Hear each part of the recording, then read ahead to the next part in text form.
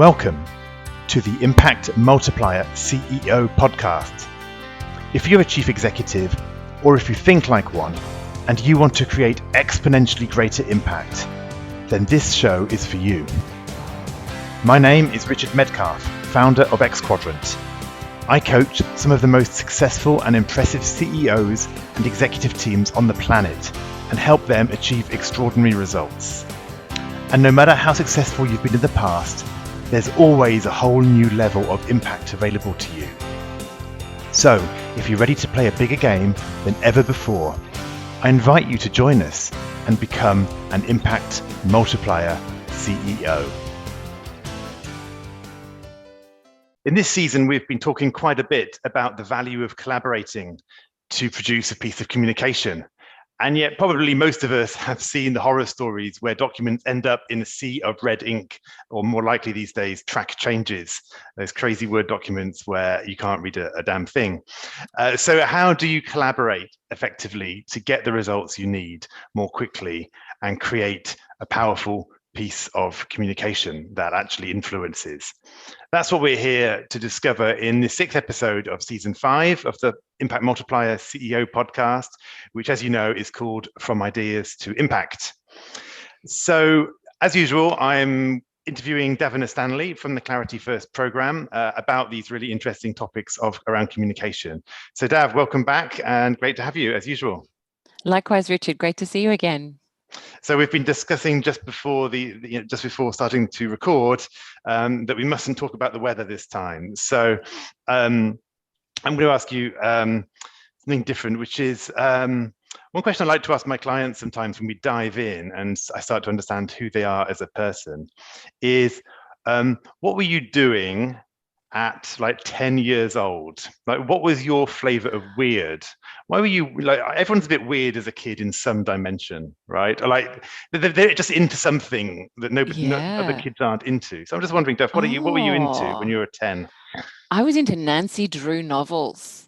Oh, really? I lived on a farm, and very occasionally I got to go to town and buy a book, and I would just sit down and devour it. And when I finished it, I was usually scouring the house to find something else to read. So I would also read Reader's Digest. Really? Simply because they were there. Yes. And, I was on a farm, I was really isolated. So it was anything I could get my hands on, I would read. And what were you looking for in that, do you think? What was the... I think I was just bored witless, right? Yeah. I think, I loved the freedom of being on a farm. I loved all of that. But sometimes the weather was really bad. I don't mean to bring back the weather, but I'm particularly thinking about the winter. They say the British are bad about weather. They say the British are bad always talking about the weather. Australians, you've got it too. You're able to do this. But there were times that were memorable. Maybe that's, they stood out. Maybe they were rare, Richard. That's why I'm remembering them. I don't know. But there were times when it rained an awful lot. So I was certainly inside by the fire and reading. That was the case. And other thing, what else did I do when I was, 10? I used to build cubby houses when it wasn't raining out of things like potato bags under trees. Because what's quite interesting is when you look at this, is it's trying to say like, well, a lot of kids might read, but what was it, perhaps it was that voraciousness of trying to read anything that was around or whatever it is. But I think it's quite interesting to look for that. Like in my own life, I know that I would like to build board games, for example. I would like invent my own board games and that kind of stuff. And so, like, if you ask my parents, they'd say, "Oh, yeah, he was really into games of all sorts and like designing them, making them, and reviewing them, making magazines about them and stuff." And I think part of that was my kind of strategist brain, trying to see how things conceptually fit together and how you can how the system would work. And that's something which has actually played through in all my life. I'm always looking for the system behind the system. I'm always looking for, the kind of how it all fits together. It's interesting just to look at, your childhood. And if you're listening in, just think about, well, what was your flavor of weird, as I like to call it? Like, what was the thing that you did, which most of the kids do? Like, you might say I was into sport. Yeah, but not everybody were timing their laps the way you used to time your laps or whatever it is. You know what I mean? There's always something that you do that's a little bit different. And it's interesting to see how that actually laid the foundation for what you went on to do or how you created value in your own life. Well, I think, if I sort of think a bit more, because it's a question you've sprung on me. It's not I something know. I've thought about for a long time, and I'm not going to tell you how long, expecting the Richard, but weather. it's quite a while. No, I wasn't expecting the weather at all. But things like, I think being very independent was a very big part of growing up for me. And so if the weather was good, if it was fine, I might have just got on my bike and ridden, and I would ride for hours, because I wanted to be fit and just get out and be free and explore. Or when I was a little bit older, I might go to the local tennis courts and play with a friend, but that involved riding 10 miles, and my friend would do the same, and we'd meet there. So it's sort of a very different kind of childhood. I think we used to build things. Cubby houses were one thing, but we had the full range of Dad's workshop too, so we could get wooden bits out and make boxes, or do whatever we did. So we had a lot of freedom, actually, a lot of freedom. Yeah, So interesting, it didn't isn't it? feel very Yeah. weird to us, but I think probably the town kids thought we were a bit weird. Yeah. Yeah, well, so we can perhaps follow that up in another conversation. Let's dive into today, and let's get into this topic about collaboration. Yes. So tell me a bit about, why is this topic an important one? Like, how do you, how do you see this show up in your own work? I think it's really important because many hands make light work, is that saying, and I think that the same thing is true when you're trying to build a complex story. And so having a number of people in a room with you is really powerful. So that sense of collaboration is really powerful. But if you go at it without a sort of a structure and an agreed approach, then it can take an awful lot of time. It doesn't give you back the same benefits in terms of clarity of thinking, powerful messaging, and also time. When we teach people to collaborate, we're really doing so to encourage them to get a better answer more quickly, a better message more quickly. And I think the downside, when it's not done effectively, you can end up burning a heck of a lot of time having fun together and just chatting, but not getting the results. Well, many hands make light work, you said, but there's also a saying, too many cooks spoil the broth, right? So, yes, so yes, which one is it, right? right? Sometimes it can be like that. So absolutely.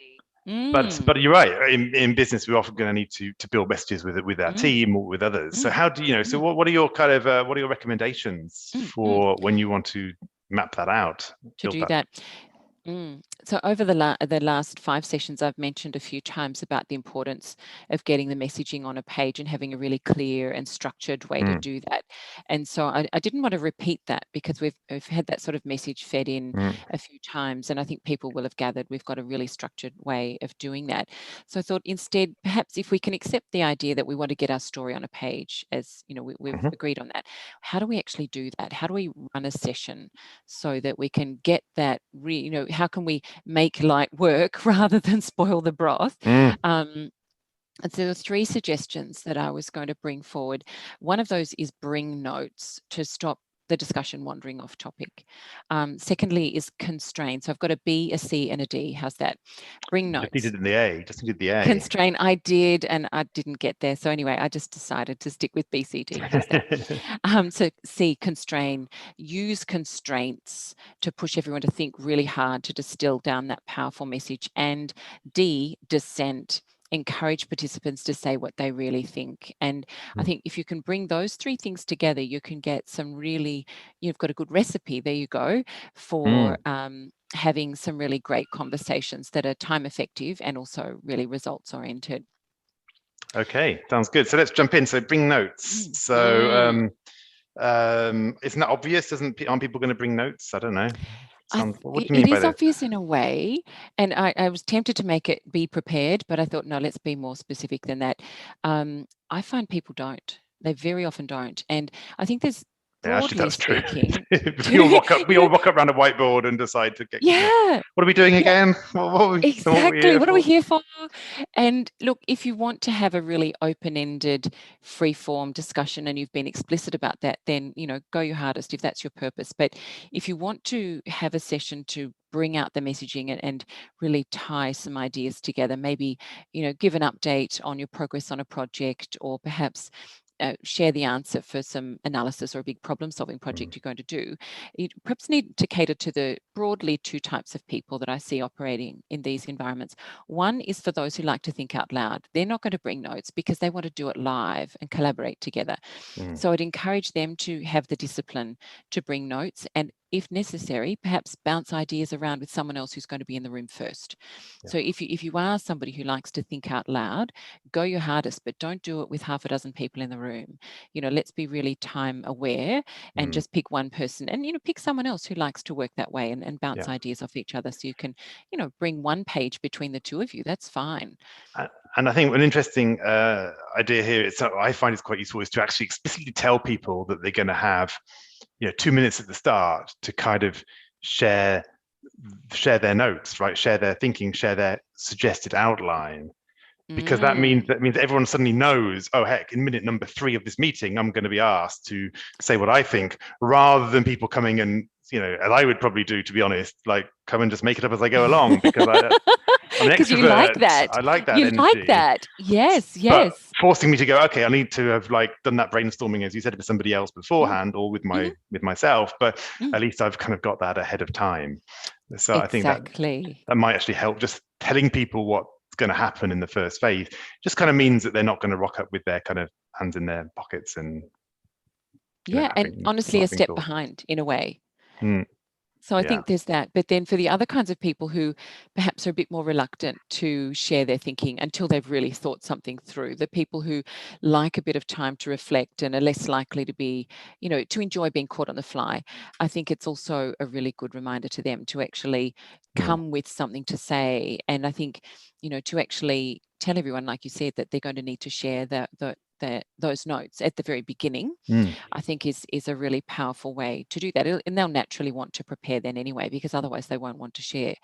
So I think by the idea of bringing notes helps everybody, because it means that everybody has done a bit of preparation, and then they're ready to contribute, either to be more formed in their thinking, for those who like to think on the fly, talk it through and perhaps be working on the fly a bit more, or for those who are a bit more reluctant and like to think first, it will have got them ready, so they've got ready to contribute, and they don't miss out on putting their contribution forward. So I'm going to constrain you now by ending that particular discussion, moving on to the next one, which always happens to be constraints. So tell us about constraints. It does. Beautiful. And my very first constraint, I've got 3 to think about here: time, structure, and also substance. So time, you've already given an idea, get everyone to bring their notes and give them just 2 minutes to share. And I think that's that sort of thing, saying, okay, well, we're going to brainstorm or share our notes and have a really defined set of time, I think is really powerful. I can't tell you how often I've had, a 90-minute or 2-hour coaching session on something really substantive, and the big idea comes out in the last 3 minutes. There's something about a deadline that really pushes it forward. So I can think of just so many coaching sessions where that's happened. So time, definitely be clear about time and set a deadline. Even if you think it's a bit scary and too tight, you'll get so much further, even if you don't get quite to the end. Nice. Yeah, nice one. So so actually even putting quite a tight time constraint, even if you need to do another session, it's probably going to make you much more productive. What about structure? What about structure? Yeah, and this is no small thing. I think whenever you're preparing a piece of communication, at the simplest level, you want to have one short message and no more than 5 high-level points supporting that. So when you get together in the room, hold to that discipline. Really push on it, because if you've got 10 ideas, or you're just sort of going all over the place, you're not going to drive for clarity and insight and impact. So we have a series of patterns that we use for this. And in our book, we have 7. And I think perhaps using one of those as an example to give some meat on that might help. So I was working on a coaching session with somebody in a government department that had a really big story. We're talking about how do we make sure we change the way the minister thinks about how they're going to get $1 billion worth of savings. So it's a really big story in that regard, very high impact story. And the minister's preferred method was to say, right, give me a short list, I'll pick them, then go do them. Unfortunately, what that meant was that the heads of department were not bought in to the recommendations and were really reluctant to implement them. So conceptually, that's a very simple thing. We need to change the way, we need to be more consultative in the way we get our list of initiatives and go ahead. And so the team was saying, okay, well, we need to be more consultative. And I said, that's fine, but why? I didn't have that backstory. I said, why? And, the first part of this close the gap pattern that we're working with required them to put that proposition forward and to really substantiate it. And they just couldn't. It was just so obvious. And I think when you put a deadline there, people are more likely to get that bit of frustration, which is what happened in this case, and say, well, we're just so sick to death of trying to ram home these initiatives that they don't want to deliver on because they don't get why they've got to do them. They're not their idea. It's like, so do you mean you need to consult so that you're getting buy-in from the senior people so they'll actually implement? Is that why you're saying a consultative approach is really important? To me, that's, 101 in a way, but they're like, yeah, that's it. It's like, okay, well, let's say that, But if I hadn't pushed and said, no, for this structure to work, you've got to have that. You've got to be able to demonstrate that. And just kept asking why, we wouldn't have got there. It would have just been all fluffy, all sort of loose and really, really not persuasive, Yeah, well, because having a structure means that suddenly you're only having to work on fitting the boxes of your structure rather than arguing amongst yourselves about what the structure is. And that's why, your book's great. I mean, because it provides a really simple but powerful frameworks to actually go, okay, where do I need to, what do I know in my story yet? What don't I know in my story? And work on those bits rather than kind of thinking, how do I do a story again? And, does that one work? And making it up as you go along. We know the structure. Yeah. And debating that. Yeah, exactly. So, you actually can. Otherwise, it's like you have this meta-level discussion where you even want to talk about, it just becomes what is a story? What is the story? Yeah, what is what? Yeah. What is language? What is truth? No, we'll get into philosophy. Yeah, you can, but let's not. Yeah. Okay, and then the last one, substance, because I'm just aware this is a big point number 2, right, with our sub-bullet point. So we've got time, structure, and what's the substance? What's that as a constraint? Substance. And so that's about pushing for substance. I find a lot of people will have the right topic, be talking about the right topic, but they won't necessarily say what they mean. So one example very quickly would be they'll often put down an observation rather than a reason why something really matters. So for example, observation might be that the source data is really poor quality. Okay, so isn't it always? Why does that matter? So what? That's the story, the question we like to ask. So what? Well, it's actually the issue is that this model we want to use will get us the best result, even though the data is poor.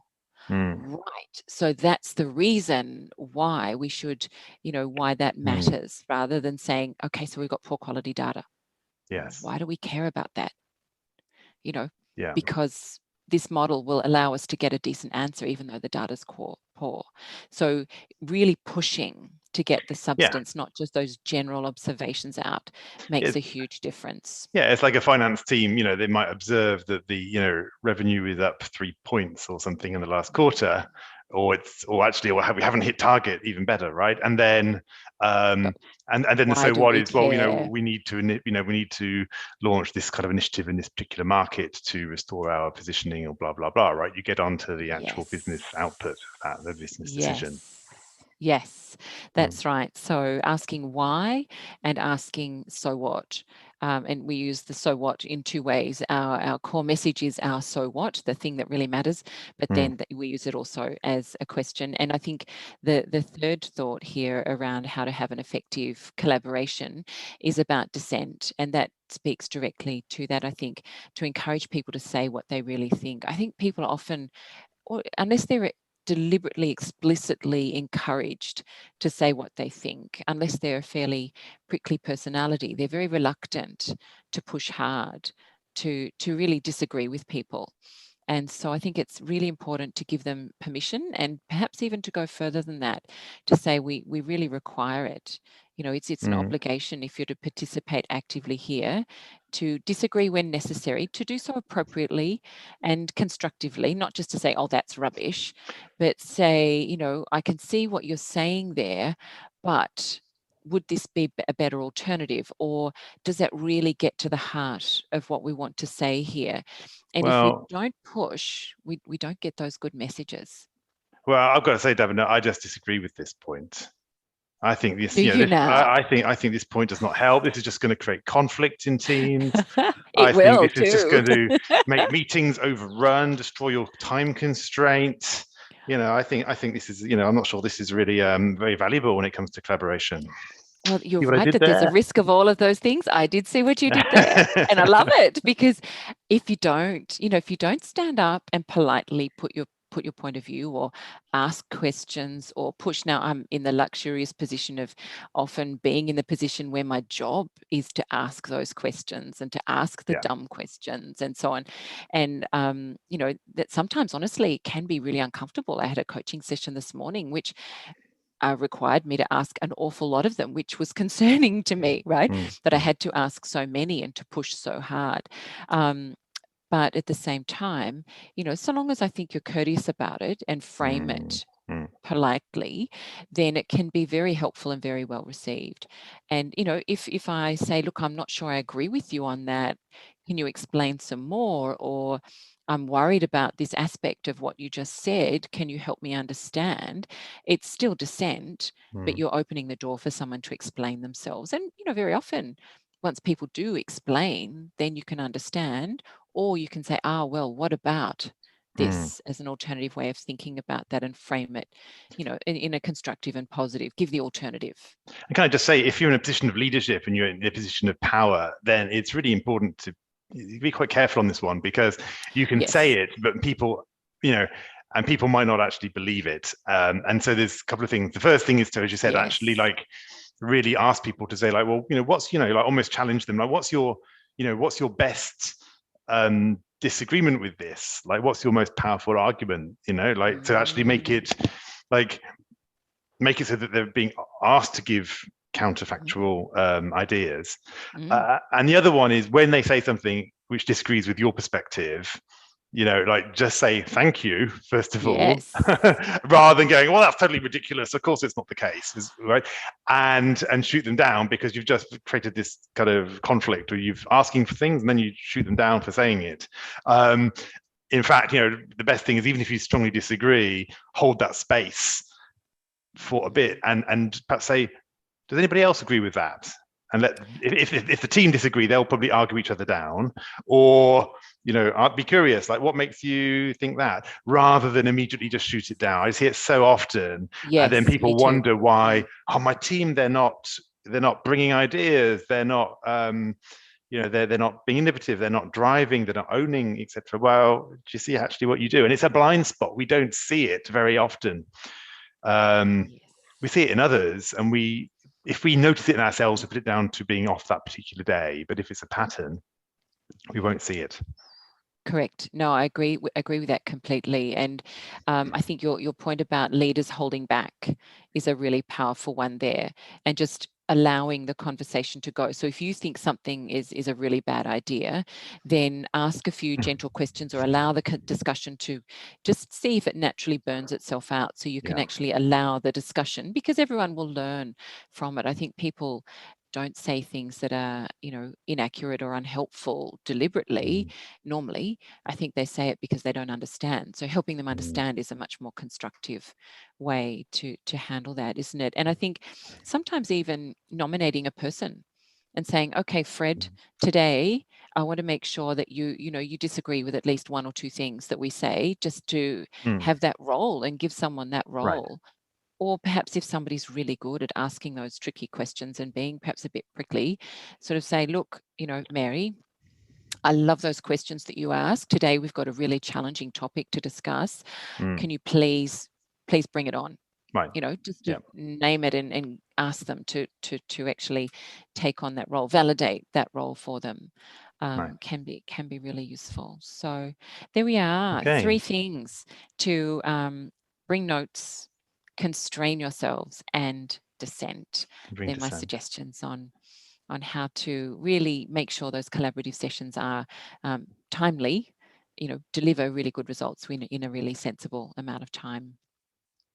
Perfect. Well, thanks for that.